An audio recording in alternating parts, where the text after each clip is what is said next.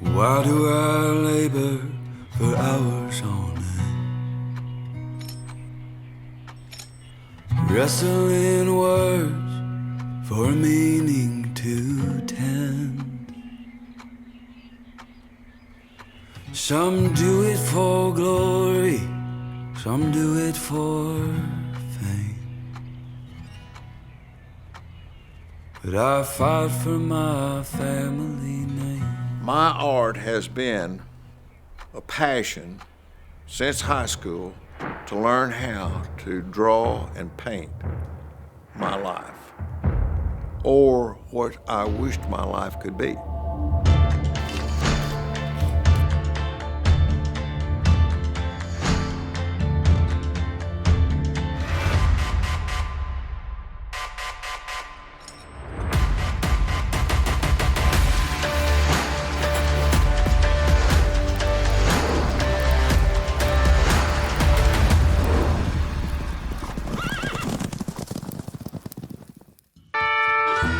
My name is Mike Capron.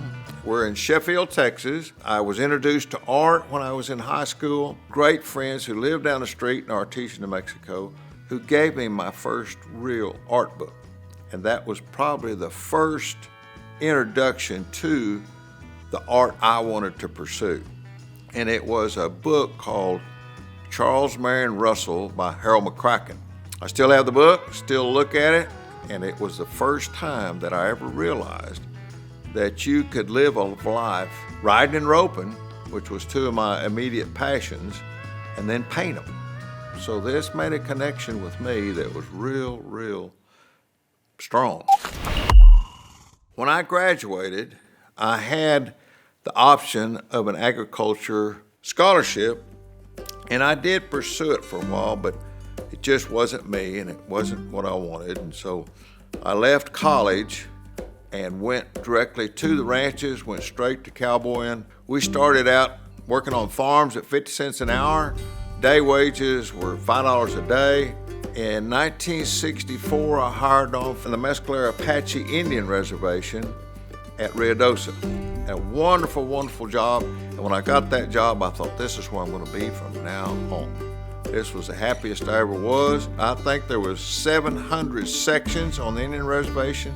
They ran cows on all of it, and I think they had 7,000 or 8,000 mother Hereford cows. 15 of us cowboyed year round, and you could get Christmas off and the 4th of July. The rest of the time you stayed on the wagon working.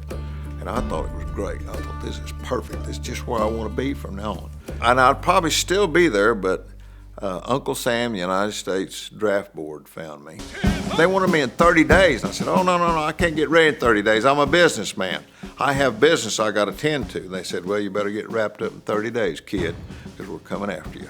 And I told my buddy who was with me, I said, let's go down and talk to these people in the Marine Corps. My uncle was a United States Marine, and I know they're really nice people, and they'll be much more considerate of us. And so we went down the United States Marine Corps recruiting depot there, and the recruiting officer said, oh yeah, I said, you boys have been misled. Don't believe all that about the Army.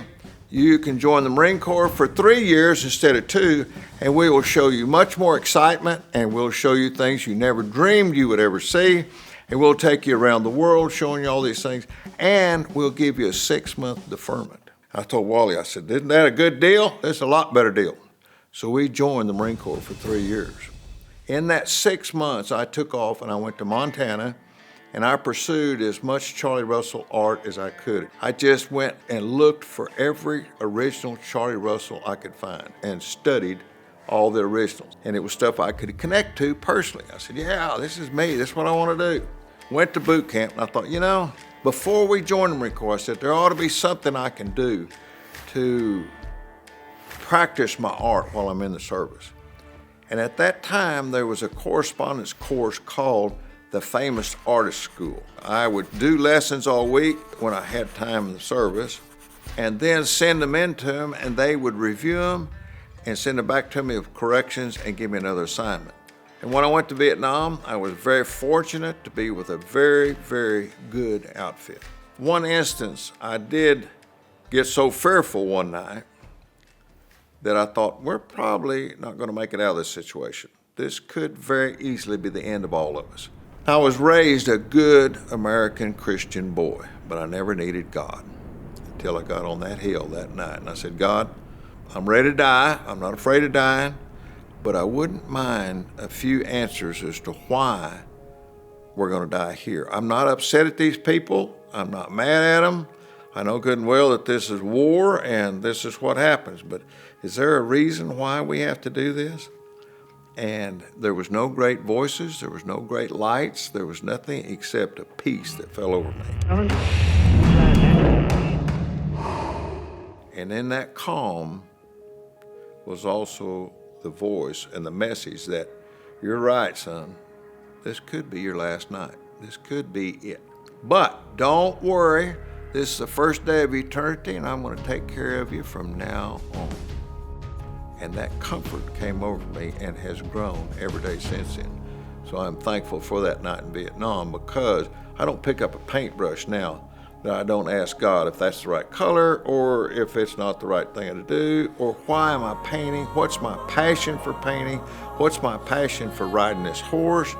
What is the reason behind all this? Still be my vision, O ruler of all. Came back and met Ann Wilson, who was the most beautiful woman I'd ever seen in my life, and I knew she was the love of my life. 3 dates later, I proposed and she accepted.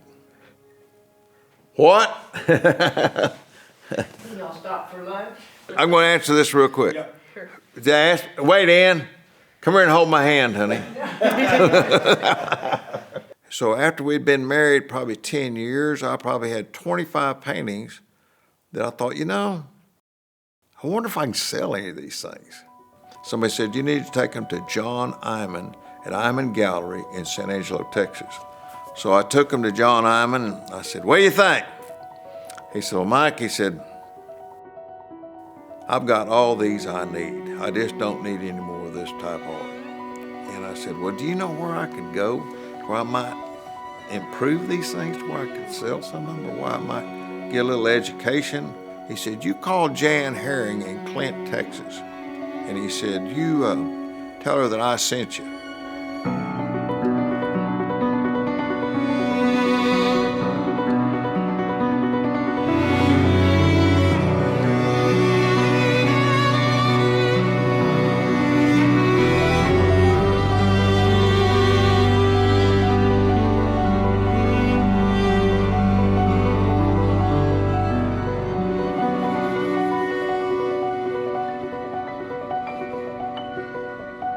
Mrs. Herring was the greatest art institution I'd ever bumped into. She said, bring all 25 of them in and let's look them over. And she took one little look at them, just a little quick turn around, a little pirouette, and came back. She said, wow, she said, you're pretty crafty, aren't you? But you don't know anything about art, do you? I said, that's why I'm here.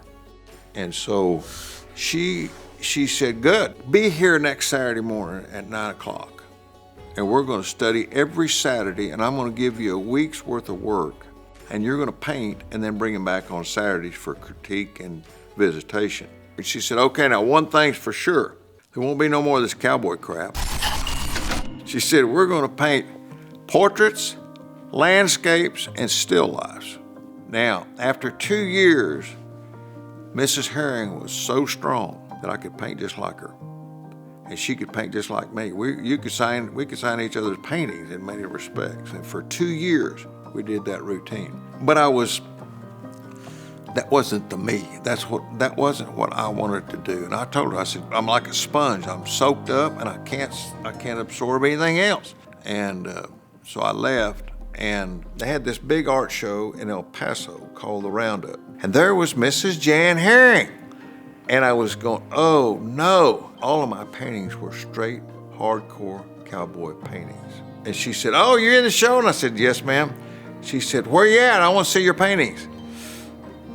I said, oh, Mrs. Herring, I said, they're all cowboys. I want to see them, I want to see them. And so I said, okay. She walked around, looked at him, she said, well, you're doing some mighty exciting things, but I must say, I abhor your subject matter. And I said, I know it. I said, I knew you would.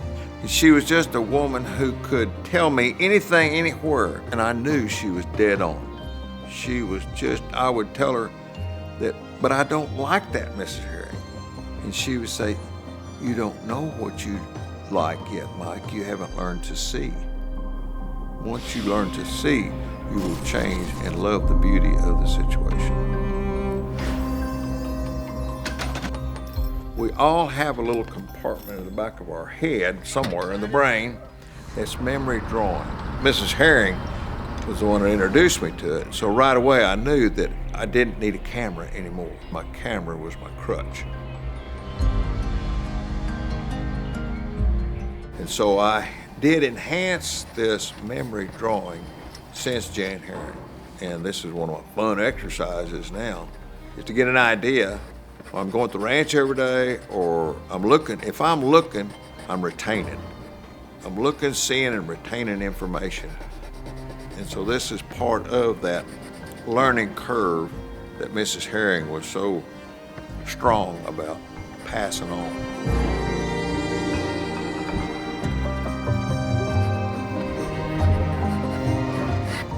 So it's good practice.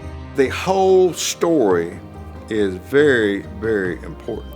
Because of my life with a horse and a cow and a ranch, I want that also to be part of the purpose and to have that comfort in the painting.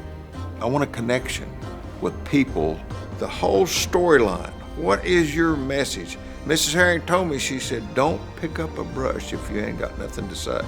What made you want to become an artist? Probably the excitement of what had been done before me. We are all artists in different degrees. We all have passion to create, which is an artist. Art is a way to connect to everybody else. It is on caves. There's a story on that cave wall of those cave artists. And those cave artists were just like artists today that are out there telling a story with their medium. I realize how artistic we all are, and I also realize how important it is for all of us to pursue our art. I don't care what it is, riding, roping, painting, mechanicking. The more we pursue it, the more artistic we get. What's your favorite piece of work that you've ever done? The next one. Yeah, without a doubt. It's all behind me. It's all ahead of me. And I'm excited about the next project. Who is the cowboy? That is the cowboy in me that comes out because I believe in real cowboys. And I want to paint real cowboys. So I want to paint the most real cowboy I can. And I want to be the most real cowboy I can. So this is another one of my passions in life. Why I get up every morning is to be the best I can possibly be with what I have available at hand. It wouldn't bother me a bit if they said, okay, you're allergic to paint, you're fixing to die if you pick up another paintbrush. I'd just go saddle up and take off. If I'm riding, I'm as happy as I am painting. And painting that cowboy, I want him to be a real cowboy. And I want him to be a cowboy that everybody wishes they could be. And that's me. I mean, that's what I want to do, is I want to be the best possible cowboy I can be. And I want to paint the best cowboy I can be. My passion is part of my God-given makeup. And so I think I need to use that as much as possible. And that is part of the main reason of me coming in here every morning, was to do it for God and to try and see if I can influence somebody else to enjoy it too.